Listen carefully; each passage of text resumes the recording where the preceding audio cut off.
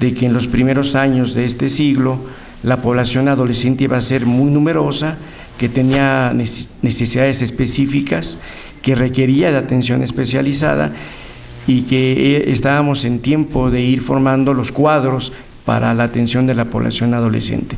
Pues se pasó el tiempo y en este momento pues los adolescentes son 24 millones, es más o menos el 20% de la población en México.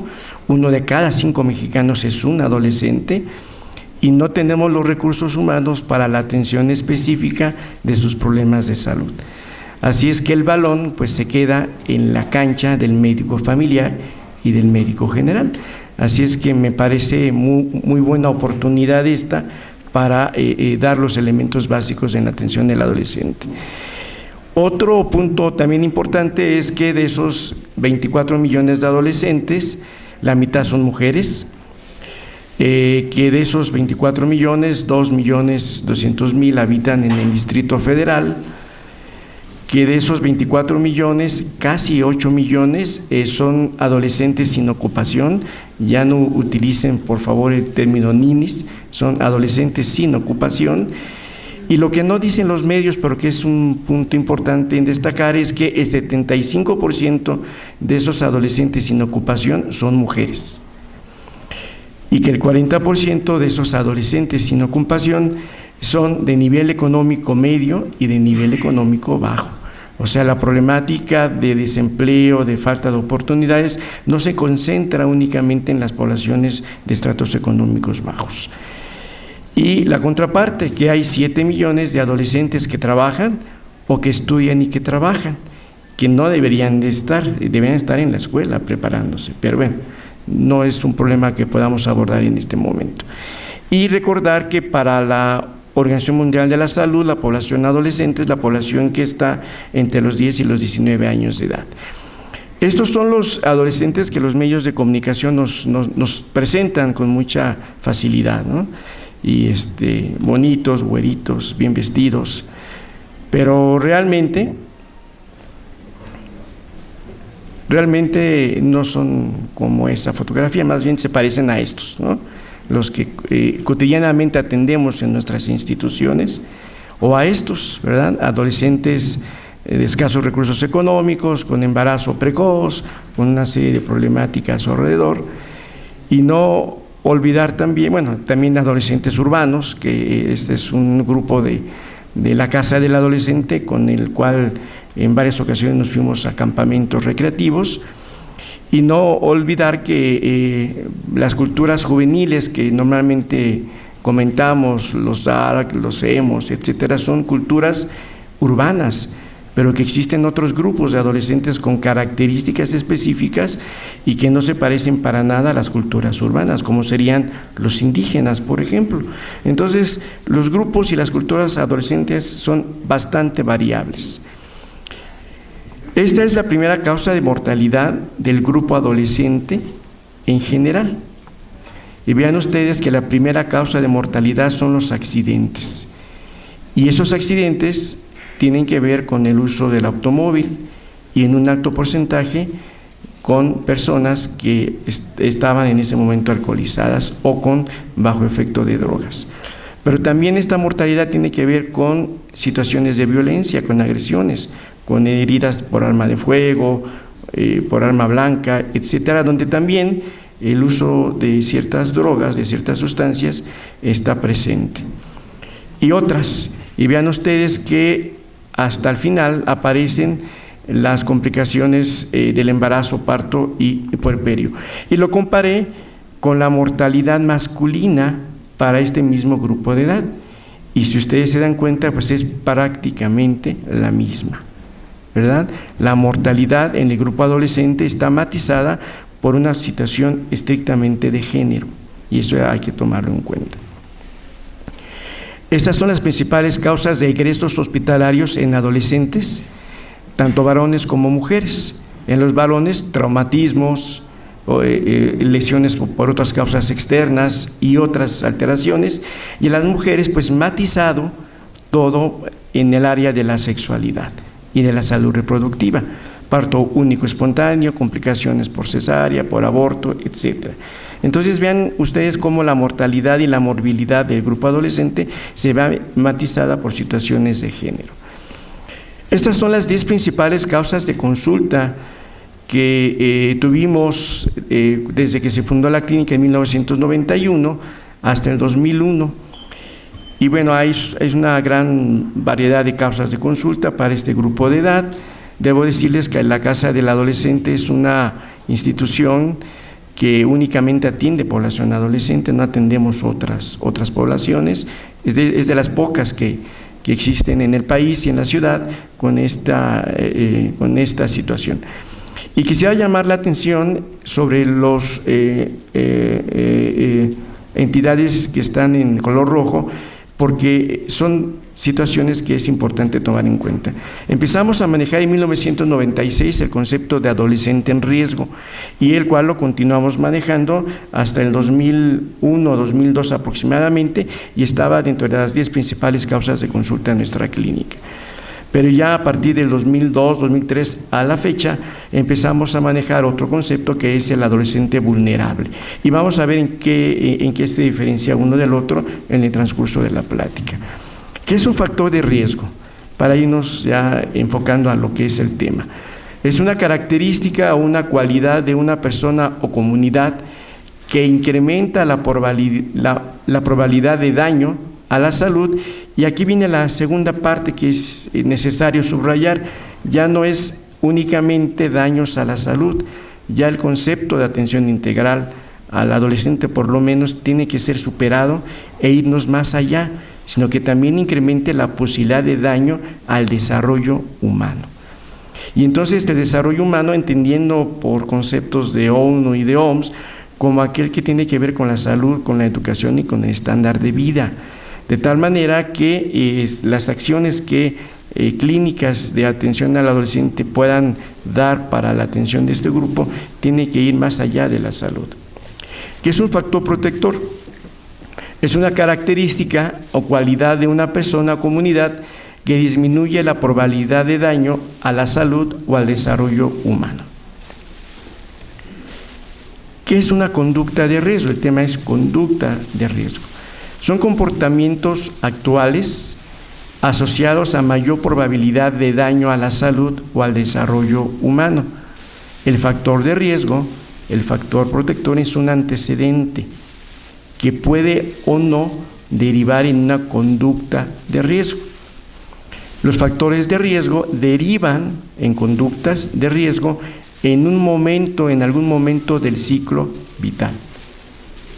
Vamos, un ejemplo sería el antecedente de diabetes mellitus. Puedo yo tener el antecedente, pero no necesariamente voy a desarrollar la enfermedad, depende también de otros factores en su conjunto. Entonces tengo el factor de riesgo de diabetes mellitus. Claro que si esto se acompaña de una alimentación inadecuada y de otros datos, posiblemente sí lo pueda desarrollar. ¿Qué es un adolescente en riesgo? Es un adolescente que, de acuerdo a la evaluación HEDS, y lo vamos a ver posteriormente en qué consiste, presenta factores que incrementan la probabilidad de daño a la salud o al desarrollo humano. Es un riesgo medible, controlable, detectable, y que en ese momento no está asociado a una conducta actual. Entonces, ese es un factor de riesgo, un adolescente en riesgo, perdón. El adolescente vulnerable es el adolescente que, de acuerdo a la evaluación HEDS, presenta factores, pero no solamente factores, ahora sí, conductas que incrementan la probabilidad de daño a la salud o al desarrollo humano. Entonces, cuando estamos ante un adolescente en riesgo, pues la opción es vigilancia. Cuando estamos con un adolescente vulnerable, la opción es tratamiento, intervención. ¿Qué es la vulnerabilidad? Cuando los aspectos deficitarios del propio desarrollo, en este caso de la crisis de la adolescencia, del desarrollo puberal y del entorno, confluyen en una mayor probabilidad de daño.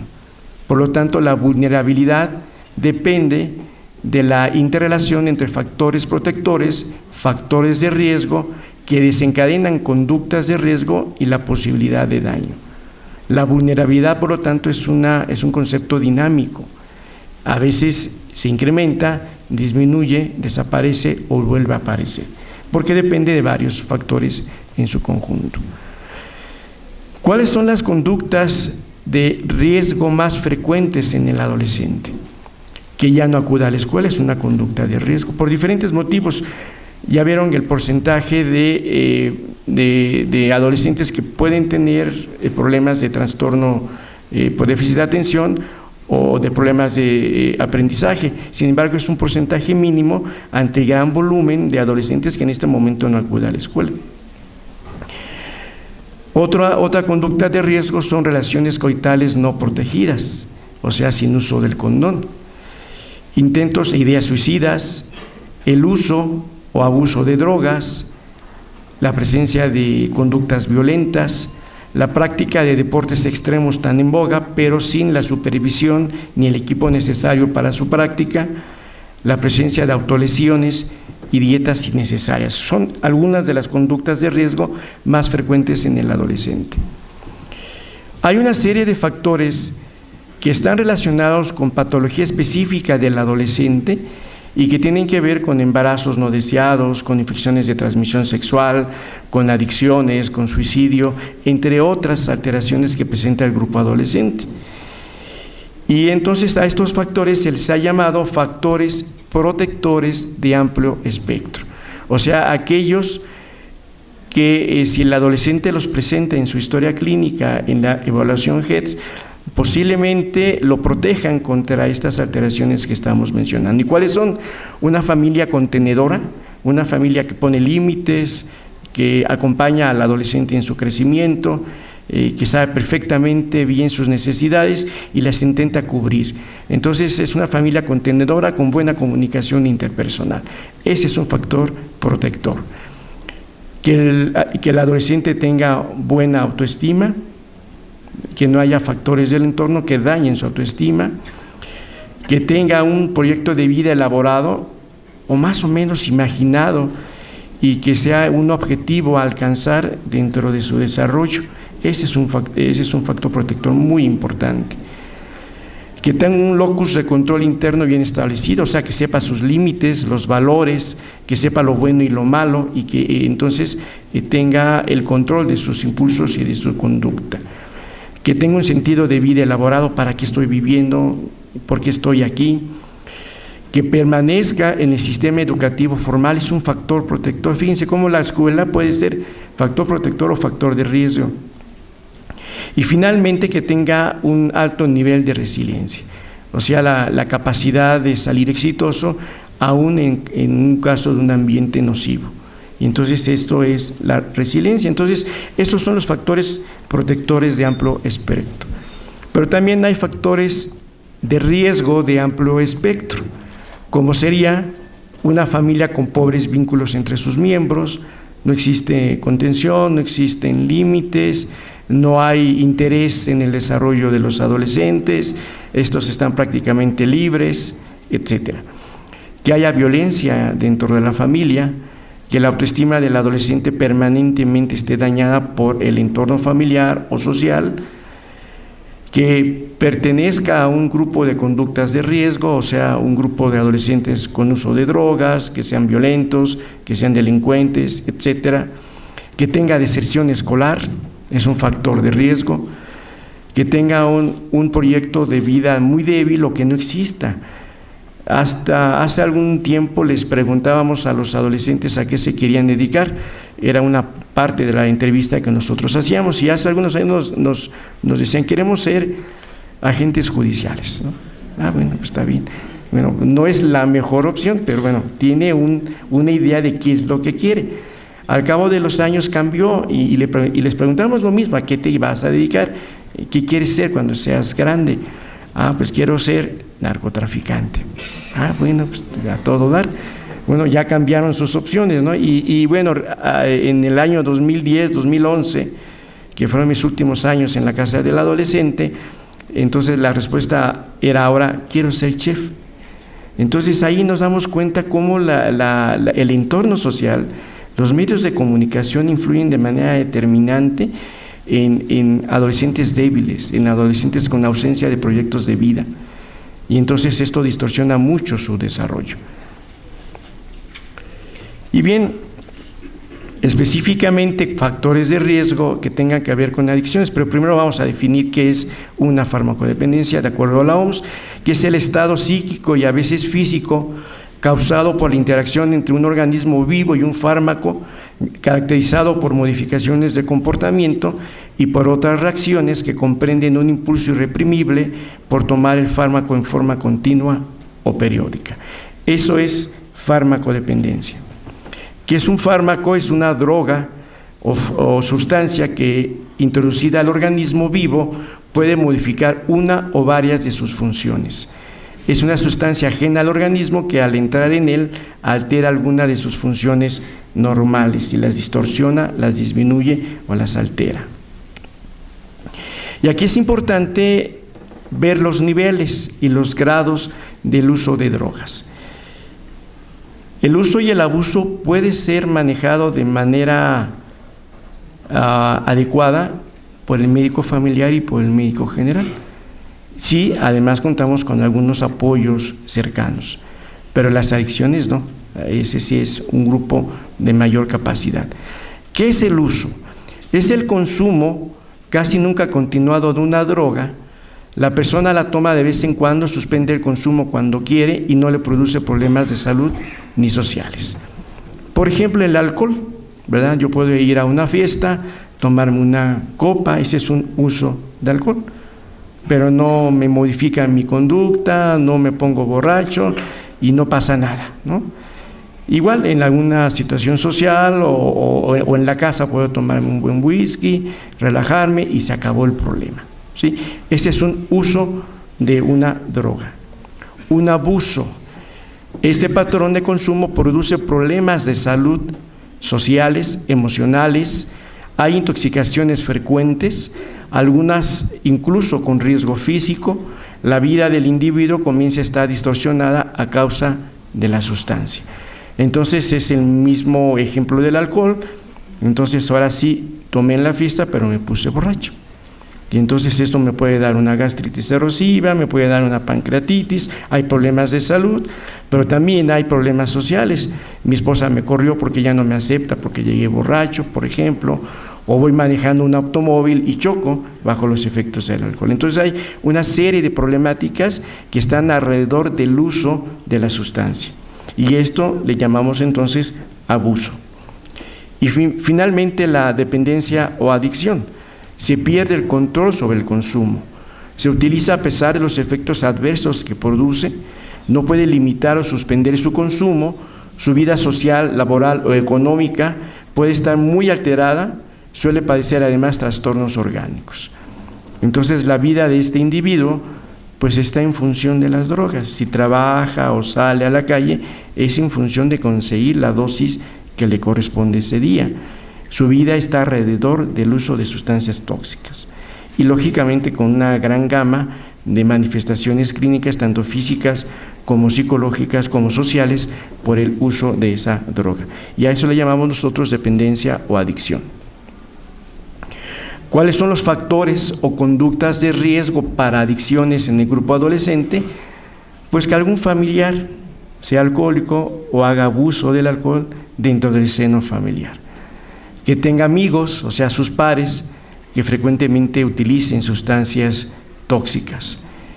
O que la pareja, su novio o novia, dependiendo del sexo, también utilice sustancias tóxicas, ya sea a nivel de uso, de abuso o adicción. Entonces, si en la familia, en los amigos o la pareja hace uso de alguna droga en cualquier nivel, es un factor de riesgo. Que haya deficiente escolaridad y conflictos familiares también es un factor de riesgo para el uso de drogas. Que haya facilidad en el acceso. Bueno, en México yo creo que ya no hay mayor problema. En cualquier tiendita o en cualquier centro comercial, aunque sea de alto nivel, hay venta de droga. Patrones de conducta, patrones de control deficiente, o sea que su locus interno y el locus externo no sea suficiente para que pueda diferenciar entre lo bueno, lo malo y el límite al que puede llegar, que el paciente fume ocasionalmente, que tome ocasionalmente o que haya hecho uso experimental de alguna droga, también es un factor de riesgo. Y elementos emergentes que en ese momento ponen en cuestionamiento su vida, que puede ser una frustración, su novia o su novio le dijo que no o rompió con ella, el problema en la casa es tan tremendo que yo me evado a través de la droga para poder seguir viviendo, o que hay una limitación humana, o sea, un paciente con discapacidad intelectual que tiene pobres controles internos para aceptar invitaciones para uso de droga, discapacidad física, que sea el cojo o el manco, que sea el objeto de burla de sus pares, es una de las condiciones también por las cuales puede considerarse como factor de riesgo. Y bien, desde la perspectiva de género, entonces el uso de sustancias tóxicas incrementa la morbilidad y la mortalidad del varón. Y entonces ya vimos que el uso de alcohol, el uso de cocaína, el uso de marihuana está asociado a accidentes, agresiones y a suicidio consumado en los hombres. Pero también fíjense que ahí están algunos problemas en el género femenino, que va con violencia familiar, con abuso sexual y violación, con embarazo no deseado y aborto clandestino. ¿Y qué tiene que ver las drogas con estas entidades? Pues tiene que ver mucho, ¿no? Fíjense, estos son algunos resultados del alcoholímetro. A un juez cívico entre los años alrededor de 2012 se presentaron 88,000 personas, de las cuales 84% eran mayores de 25 años, menores de 25 a 13 y menores de edad, o sea, menores de 18, el grupo adolescente, 3%. El género que predomina en aquellas personas que fueron enviadas al juez cívico fueron los hombres. Todavía los hombres son los que se van al Torito o a su centro de detención por el uso de alcohol. Pero aquí vienen algunas otras situaciones importantes. Fíjense, el uso de alcohol y sexualidad en las mujeres. ¿Dónde toman las mujeres adolescentes? Pues en la casa de amigos. Pero la segunda parte es lo más inquietante. ¿Dónde toman las mujeres? En el hogar. O sea, las barreras en donde se ponían a las mujeres para que no tuviese la conducta masculina de tomar, pues estas como que se están diluyendo en la actualidad, y ambos, tanto hombres como mujeres, con mucha facilidad tienen acceso a sustancias como el alcohol, aún en el medio familiar. En la escuela el 6% y en otras partes el 30%.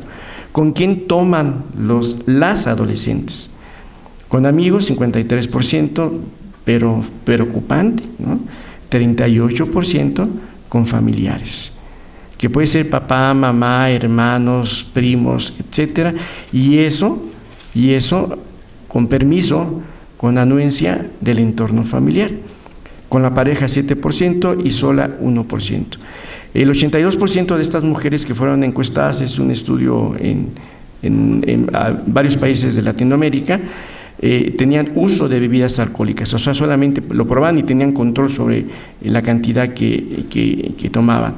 Solo en fiestas 77%, fines de semana 17%, y entonces alrededor del 6% ya tenían abuso o eran adictas al alcohol.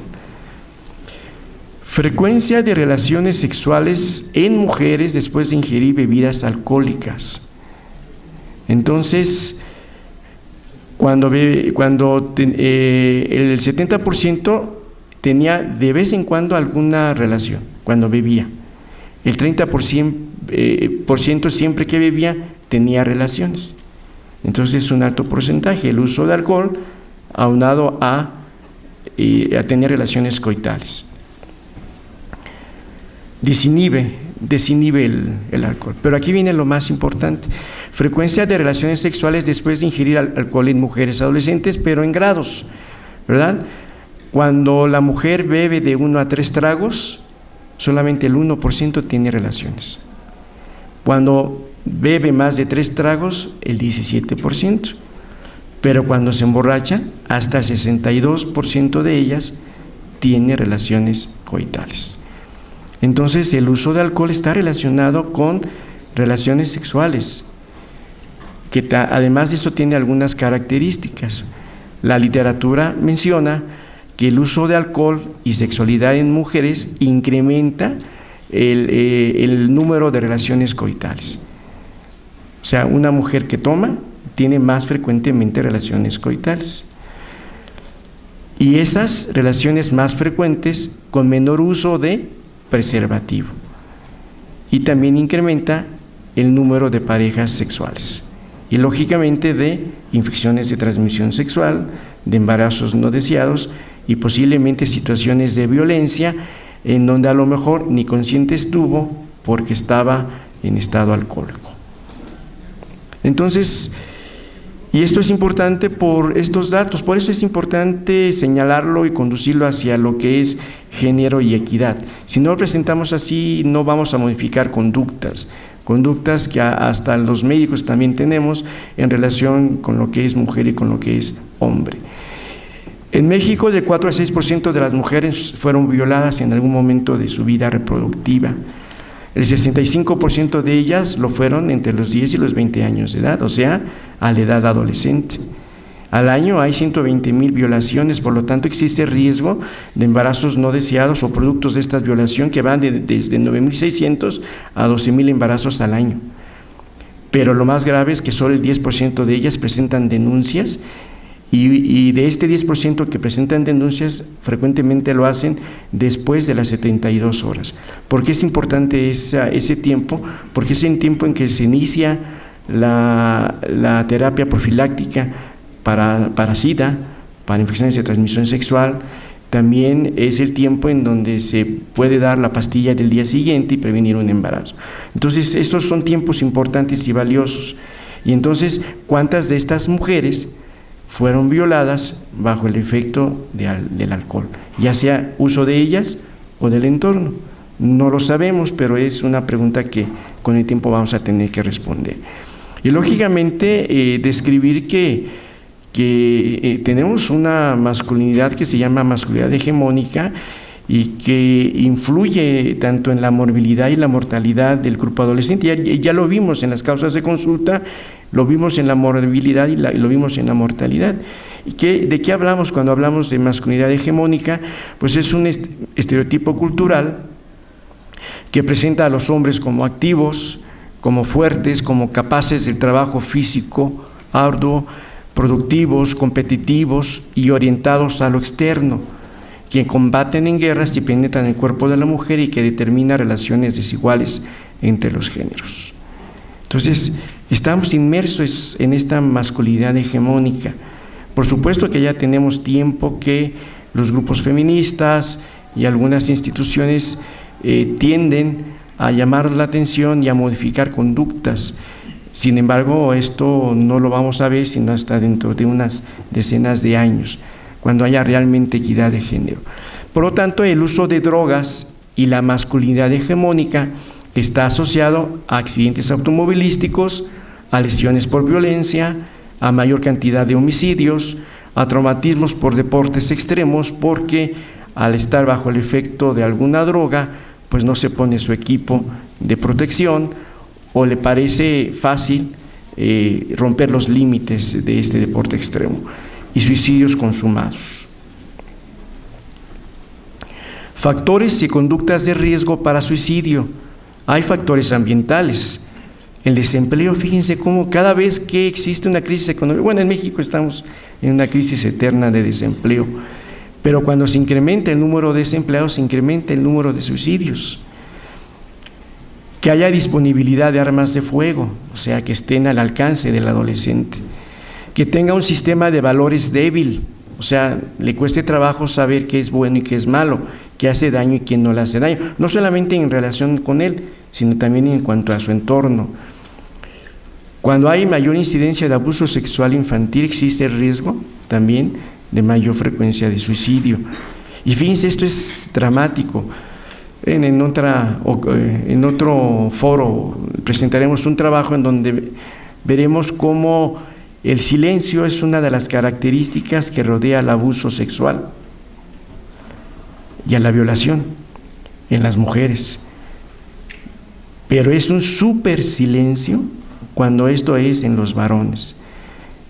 Si todos tapan en las mujeres, pues súper tapan en los varones por cuestiones de género, por cuestiones culturales de género, y por lo tanto la angustia, la depresión y todas las alteraciones psiquiátricas que presenta un varón violentado, pues es mucho más dramático, mucho más perdurable, y por lo tanto de mayor cantidad de intentos y consumación de suicidios. Otro factor de riesgo para suicidio es el incremento en el consumo de drogas, que hay un desastre natural, que un personaje público, un ídolo de los adolescentes se suicide. O sea, si Messi o Javi, futbolistas o quien sea que sea un ídolo para ellos, se suicida, pues va a haber algunos adolescentes que también lo hagan, porque ese va a ser el factor desencadenante. Que un amigo o un par cercano a él se suicide también es un factor de riesgo. Y esto tendría que desencadenar un sistema de alarma. Un suicidio en cualquier parte, tenemos que hacer que haya vigilancia en el entorno, específicamente en adolescentes, porque frecuentemente en una misma zona se presentan 2 o 3 eventos. Hay también factores de desarrollo, indefinición de la orientación sexual, fluctuaciones del estado de ánimo, impulsividad, que son características del desarrollo psicológico del adolescente y que en este caso serían los factores desencadenantes. Factores y conductas de riesgo para suicidio personales y familiares, que es un adolescente aislado, y del que no tiene amigos, que se burlan de él, que sea impopular, que aparte de esto haga uso de alcohol y de alguna otra droga, que tenga el antecedente de un intento suicida previo, que sea acompañado de una patología psiquiátrica, cualquiera, que ya tenga elaborado un plan de vida. Cuando decimos plan de vida, no lo voy a adivinar, es porque él está dando pistas, El adolescente, esa es una característica del adolescente verdadero, es que da pistas, se empieza a despedir, empieza a arreglar sus cosas, empieza a hacer cartas, y si no nos damos cuenta, entonces en cualquier momento hace el evento suicida. Que tenga un familiar suicida, haya el antecedente de que el tío, el papá, el primo, etcétera, haya tenido también un suicidio, y que haya disfunción familiar. ¿Cuáles son los factores desencadenantes de los intentos suicidas? Crisis disciplinarias, o sea, que el papá, que en ese momento, o la mamá lo corrijan de manera exacerbada, y sobre todo en público, ¿no? O ante familiares, o ante su novia, o ante su novio, es algo que el adolescente a veces no tolera. Que haya una separación de la pareja, ya sea que haya roto con su novio o con su novia, o separación de los padres. También tenemos que detectar cuando el adolescente empieza a tener lecturas o a ver películas de suicidas, porque de ahí va a tomar las ideas para hacerlo él. Si amenaza con suicidarse y tiene otros factores en su entorno, hay que hacerle caso, hay que tomarlo en cuenta y solicitar el apoyo de alguien especializado para su manejo. Que el paciente esté deprimido o que tenga otro trastorno psiquiátrico también es un factor desencadenante, y el intento previo, ¿verdad? El intento previo como antecedente en el 50% de las mujeres y en el 25% de los hombres. Y ustedes también ya deben de saber que el intento es mucho más frecuente en las mujeres, 7 contra 1, pero el suicidio consumado es mucho más frecuente en los hombres, 2 contra 1.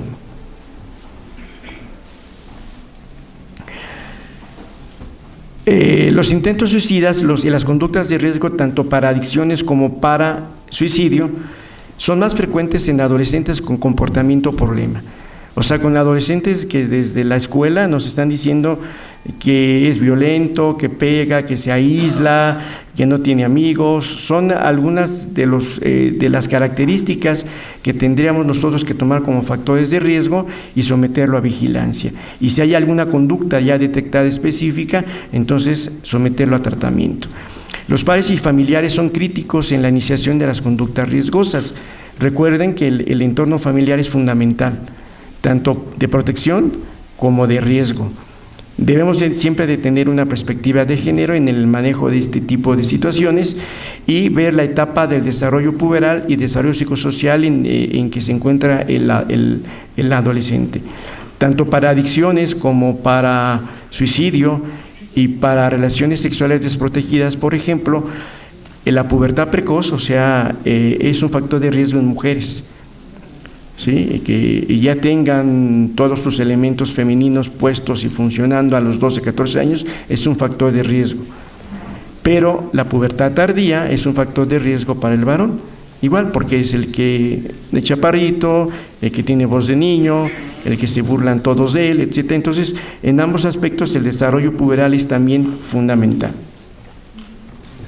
Para finalizar, las recomendaciones: utilizar el método HEDS para la entrevista con el adolescente, otorgar consejería con personal capacitado, que haya disponibilidad de una red profesional de apoyo. El adolescente que no pueda yo manejar, saber a dónde lo voy a derivar. Tener perspectiva de equidad y género en todas las entrevistas con el adolescente. Tener perspectiva de desarrollo humano, o sea, ya no es suficiente con únicamente controlar y dar tratamiento para la causa de consulta, sino que tenemos que generar acciones que faciliten el desarrollo humano del adolescente. Detectar y usar al adulto resiliente. Siempre alrededor de un adolescente hay un adulto que lo acompaña en su crecimiento y que es su fortaleza. No sabemos quién es, puede ser el papá, el abuelo, el tío, el profesor, el amigo, no lo sé, alguien cercano. Tenemos, mediante la entrevista HEDS, detectar al adulto resiliente y hacer uso de él para el control y el acompañamiento del adolescente. ¿Qué es el método HEDS? Es un método que las letras, es una mnemotecnia que cada letra significa lo que tenemos que preguntar en la entrevista con el adolescente. H de hogar y ambiente, E de educación y empleo, E de ejercicio y alimentación, A de actividades y amistades, D de drogas, S de sexualidad y S de suicidio. Todas estas partes tienen que estar contenidas en la entrevista con el adolescente. Específicamente en drogas, pues hacerle preguntas específicas como las que están puestas ahí. Mucha gente a tu edad comienza a experimentar con tabaco y con alcohol. ¿Tú lo has hecho? ¿Alguno de tus amigos ha probado estos o tal vez drogas como marihuana, etcétera? ¿Qué hay de ti? ¿Lo has probado? ¿Hay sentimientos de arrepentimiento? Cuando estás tomando, ¿qué tan seguido es y en qué cantidad? Son algunas de las preguntas que tendríamos que hacer. Y en relación con suicidio, depresión y diagnóstico de estados de ánimo, ¿cómo te sientes con tu persona en una escala de 1 al 10? Son algunas de las preguntas. ¿Te sientes así con frecuencia? ¿Alguna vez has intentado hacerte daño, quitarte la vida? ¿Qué has intentado? ¿Qué evitó que lo hicieras? ¿Te sigues sintiendo así? ¿Tienes un plan para volverlo a hacer? Etcétera, etcétera. Además de utilizar el método HEDS, es importante dar consejería. ¿Qué es la consejería? Un proceso de análisis y comunicación personal entre el prestador de servicio y el usuario potencial y activo, mediante el cual se proporciona al solicitante elementos que apoyen la toma de decisiones voluntarias, conscientes e informadas acerca de sus necesidades sentidas y reales. O sea, el médico familiar puede ser un buen consejero. El médico familiar no va a tomar las decisiones por el adolescente, pero va a darle la información y va a facilitar la toma de decisiones. Entonces, para dar consejería se requiere de tiempo, se requiere de un lugar y un ambiente específico, se requiere de material de apoyo. La consejería debe estar dada por personal capacitado, que puede ser el médico, que puede ser la enfermera, que puede ser el trabajador social, pero aquí la clave es que esté capacitado para dar consejería. La consejería es específica, no abarca todo. Detecté un problema, puede ser suicidio, puede ser adicción, puede ser relaciones sexuales. Entonces, sobre ese punto tengo que dar consejería. ¿Cuáles son los principios básicos de la consejería? La privacidad, que el adolescente sepa que la información que hay abierta no la vamos a comunicar con nadie. Imparcialidad, no vamos a tomar nosotros mando para nada. La confidencialidad, la veracidad y el respeto. Y bueno, en este suelo habitan las estrellas, en este cielo canta el agua de la imaginación. Más allá de las nubes que surgen de esta agua y de estos suelos, nos sueñan los antepasados. Su espíritu, dicen, es la luna llena, el silencio su corazón que late. Nosotros somos productos de los sueños, de la imaginación de nuestros antepasados. Tenemos que crear un mundo mejor, y la mejor manera de hacerlo es siendo profesionales capacitados para la atención del adolescente. Muchas gracias. Agradecemos a los doctores,